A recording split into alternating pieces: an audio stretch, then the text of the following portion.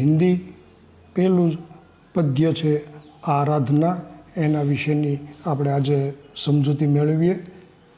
तो मित्रों, पद्यनुं नाम है आराधना, एटले अंग्रेजी में आपणे कही शकीए प्रे, PRAY, प्रे, आराधना, उपासना, स्तुति करना, ईश्वर या देवी देवताओं से प्रार्थना करना, ईश्वर ने प्रार्थना करवी, आजीजी करवी, विनंती करवी, अभ्यर्थना करवी,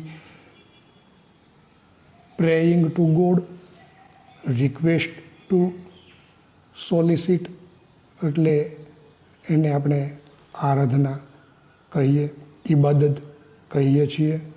तो आवो आपणे शाळामां घणी वखत આપણે એવી પ્રાર્થનાઓ ગાતા હોઈએ છીએ કે ઇતની શક્તિ હમે દેના દાતા, મન કા વિશ્વાસ કમજોર હોના। આપણે આ કવિતાઓથી પ્રાર્થનાઓથી આપણે વાકેફ હોઈએ છીએ। તો તમને એમ કહેવામાં આવે કે how many prayer you know, તો તમે કદાચ કાઉન્ટ કરવા માંડશો કે મને કેટલી પ્રાર્થનાઓ આવડે છે। પણ આપણે સ્કૂલોમાં, ઘેરે એવી પ્રાર્થનાઓ ગાતા હોઈએ છીએ, ગાયત્રી મંત્ર ગાતા હોય છે, ઓમ ભૂર્ભુવઃ સ્વઃ તત્સવિતુર્વરેણ્યમ ભર્ગો દેવસ્ય ધીમહિ ધિયો યો ન પ્રચોદયાત। તો આપણને તરત યાદ આવે છે। આપણે મહામૃત્યુંજય મંત્ર પણ ગાતા હોઈએ છીએ, ઓમ ત્રંબકમ યજામહે સુગંધિમ પુષ્ટિવર્ધનમ ઉર્વારુકમેવ બંધનાત મૃત્યુર્મોક્ષેયમામૃતામ।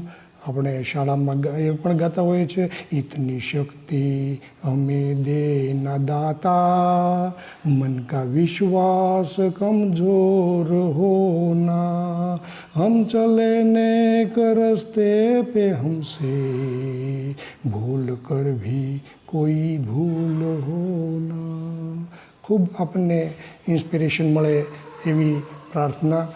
तो विद्यार्थी मित्रों, આપણે આવી બધી પ્રાર્થનાઓથી શાળાઓમાં આપણે અવગત હોઈએ છીએ। પણ તમને હું એમ કહું કે સૌથી ટૂંકી, અગત્યની, જીવન જરૂરી प्रार्थना thank you, it's a true prayer. धन्यवाद एक सच्ची प्रार्थना है, ये हमें याद रखना चाहिए। तो आराधनानी समझूती पहला आपणे आराधनाना लेखक वसंत बापटजी विषे આપણે સમજૂતી મેળવીએ। श्री वसंत बापट ख्यात नाम कवि हैं।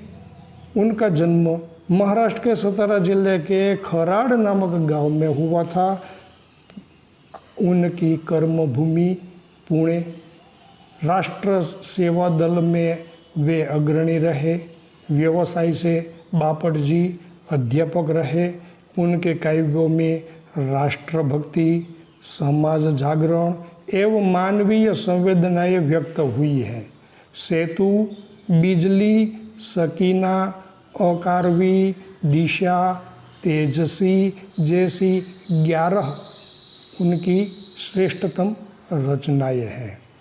प्रस्तुत प्रार्थना में सत्यम शिवम सुंदरम की भावना के साथ दीन दुखियों की रक्षा करना, मानवता की उपासना करना, भेदभावों को दूर करना, बैर भाव से मुक्त होकर विश्व बंधुत्व की स्थापना करना जैसे वैश्विक मूल्यों को हस्तांतरण करने की प्रेरणा देने वाली यह प्रार्थना बापट जी रचित।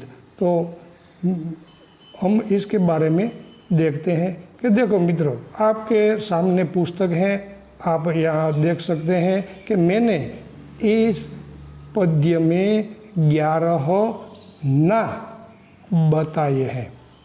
देखो, प्रार्थना, आराधना, अंत में जो शब्द है वो ना से शुरू होता है।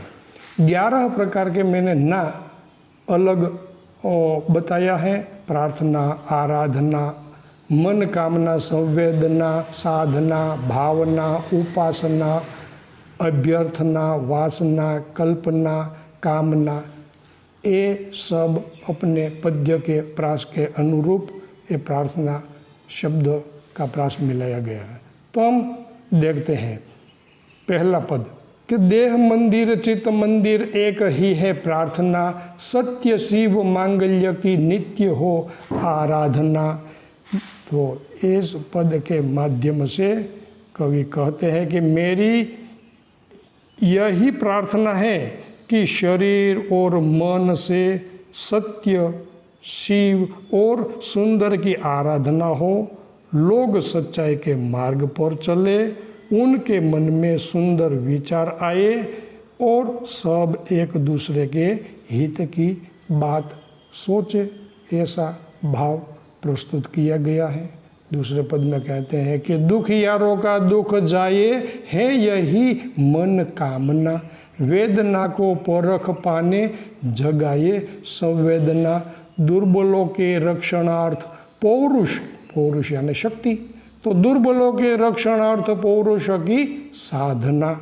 तो ये कवि इस माध्यम से कहते हैं कि दुखी लोगों को दुख से छुटकारा मिले और लोग एक दूसरे की पीड़ा का अनुभव करें, दुर्बलों की रक्षा के लिए पुरुष यानी कि शक्ति और साहस का उपयोग हो, ये भाव व्यक्त करते हैं। आगे कहते हैं कि जीवन में नव तेज हो, अंतरंग में भावना, सुंदरता की आस हो, मानवता की हो उपासना, शौर्य पावे धैर्य पावे यही है अभ्यर्थना। कवि कहते हैं कि सबके जीवन में नया प्रकाश, नई चेतना हो, सबके हृदय में सुंदर भावनाएं हो, सबके मन में सुंदर आशाएं हो और सब मानवता की पूजा करें, सभी लोग शौर्य और धैर्य प्राप्त करें, यही हमारी आराधना, यही हमारी प्रार्थना। भेद सभी अस्त होवे वेर और वासना, मानवों की एकता की पूर्ण हो कल्पना, मुक्त हम चाहे एक ही बंधुता की कामना। मनुष्य मनुष्य के बीच के सारे भेदभाव समाप्त हो जाए, किसी से दुश्मनी न हो और लोगों की बुरी इच्छाएं आकांक्षाएं नष्ट हो, सभी मनुष्य एकता का अनुभव करें, हम स्वतंत्रता और बंधुता की कामना करते हैं। इस प्रकार कवि हमें आराधना के बारे में, विश्व बंधुत्व भाव के बारे में बताते हैं। आगे हम देखते हैं कवि कैसे मांगल्य की आराधना करते हैं। हम इस पद्य के, इस कविता के आधार पर कुछ प्रश्नोत्तरी, कुछ ग्रामेटिकल पॉइंट्स को हम डिस्कस करेंगे। तो पहले प्रश्न में कहते हैं कि कवि कैसे मांगल्य की आराधना करते हैं। मांगल्य अर्थात सबका कल्याण। कवि चाहते हैं कि सब लोग सत्य के मार्ग पर चले, सबके मन में सुंदर विचार आए और सब एक दूसरे के कल्याण की बात सोचे। इस तरह कवि सबके कल्याण की कामना करते हुए मांगल्य की आराधना करते हैं। इस प्रकार हम उसका उत्तर दे सकते हैं। दूसरा प्रश्न देख लेते हैं। कवि के अनुसार किसके दुख दूर होने चाहिए? तो हम कह सकते हैं कि कवि के अनुसार लोगों के जीवन में तरह तरह के दुख हैं। इन दुखों से छुटकारा पाने का उन्हें कोई मार्ग नहीं सूझता, उन्हें दूसरों की सहानुभूति भी नहीं मिलती, वे स्वयं अपने दुखों से मुक्त नहीं हो सकते। ऐसे उपेक्षित और असहाय लोगों के दुख दूर होने चाहिए। ऐसे कवि के अनुसार दुख दूर करने की उनकी चाह है। कवि की क्या अभ्यर्थना है? कवि चाहते हैं कि मनुष्य के जीवन में नया प्रकाश आए, वह नए चेतना का अनुभव करे, उसके हृदय में सुंदर और नए विचार हो, उसकी सभी आशाएं पूरी हो, वह मनुष्यता की पूजा करे, सब लोग धीर और वीर बने। कवि भेदों को नाश करने की बात क्यों करते हैं? तो उत्तर में हम देखते हैं कि संसार में विज्ञान ने बहुत उन्नति कर ली है, फिर भी दुनिया में ऊंच नीच, जाति पाति, अमीर गरीब आदि कई प्रकार के हम भेद समाज में देख सकते हैं। इन भेदभावों के कारण मानव समाज में ईर्ष्या, द्वेष और संघर्ष है। इनके कारण मानव एकता में बाधाएं आती हैं और हमारा विश्व बंधुत्व का सपना पूरा नहीं होता। इसलिए कवि इन भेदों को नाश करने की बात करते हैं। बापट जी, वसंत बापट जी इन सारे भेदों को दूर करने की बात करते हैं। निम्नलिखित प्रश्नों के उत्तर एक एक वाक्य में लिखिए। तो किस प्रकार हम टूके और छोटे उत्तर एक वाक्य में दे सकते हैं।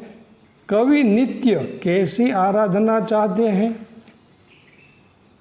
कवि नित्य ऐसी आराधना चाहते हैं जिसमें सत्य, सुंदर और मांगल्य की भक्ति हो।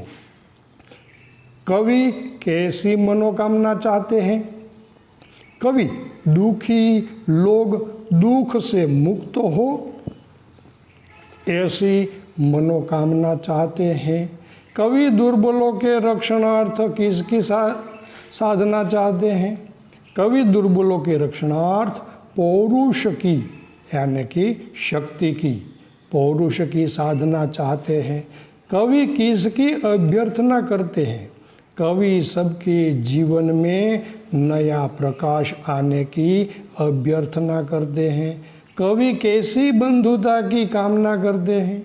तो हम उत्तर में कह सकते हैं कवि ऐसी बंधुता की कामना करते हैं जिसमें सब स्वतंत्र होकर भी भाईचारे की भावना से जुड़े हो।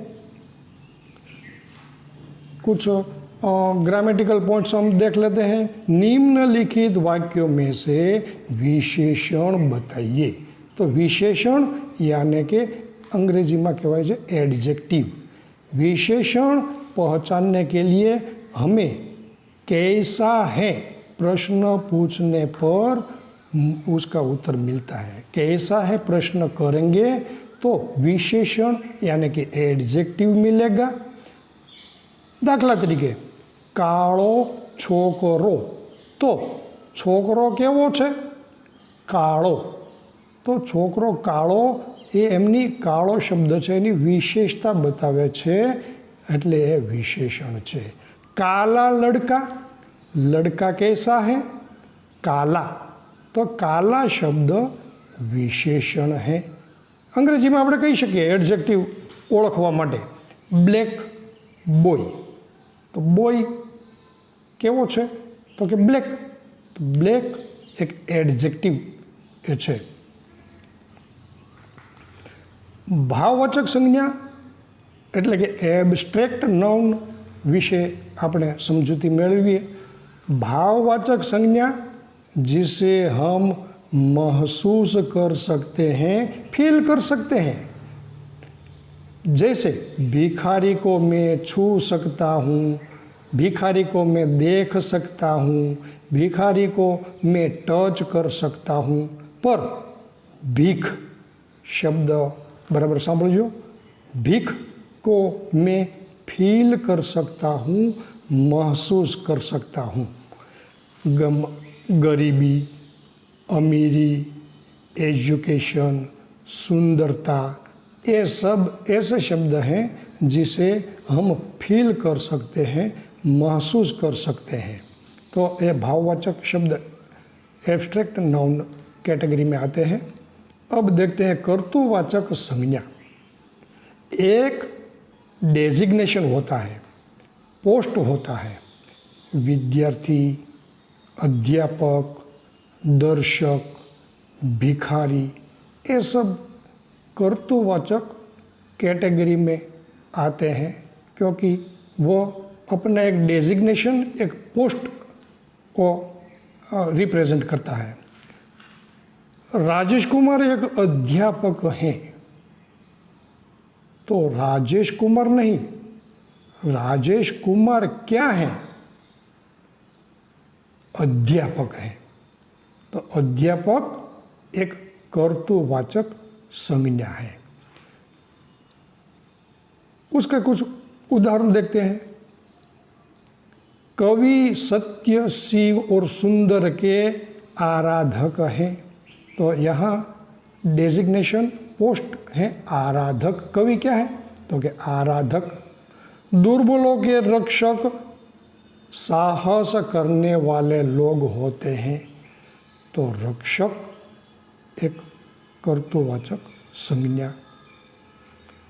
हम चलते हैं कि सब एक दूसरे के हितैषी हो, तो हितैषी जिसे हम छू या देख नहीं सकते, महसूस कर सकते हैं, इसलिए वो एक डेजिग्नेशन है। हम सब मनुष्यता के पुजारी बने तभी धरती पर स्वर्ग उतरेगा। हम सब मनुष्य पुजारी बने, तो पुजारी एक क्रिया करना, एक डेजिग्नेशन, एक पोस्ट लेना, इसलिए हम इसे कर्तृवाचक संज्ञा की कैटेगरी में रखते हैं। तो अंत में हम प्रार्थना, आराधना की बात करते हुए, माँ सरस्वती की वंदना करते हुए, या कुंदे दुदुषार हार धवला, या शुभ्रवस्त्रावृता, या वीणा वरदंड मंडितकरा, या श्वेतपद्मासना, या ब्रह्माच्युतशङ्करं प्रभुदिवि देवे सदा पूजिता, सा मां पातु सरस्वती भगवती निषेजायापः। अस्तु मित्रों, विडियो गम्यो होय तो लाइक, शेर અને સબસ્ક્રાઈબ કરજો। ફરી પાછા આપણે આવા એજ્યુકેશનલ વિડીયોમાં મળતા રહીશું। ધન્યવાદ।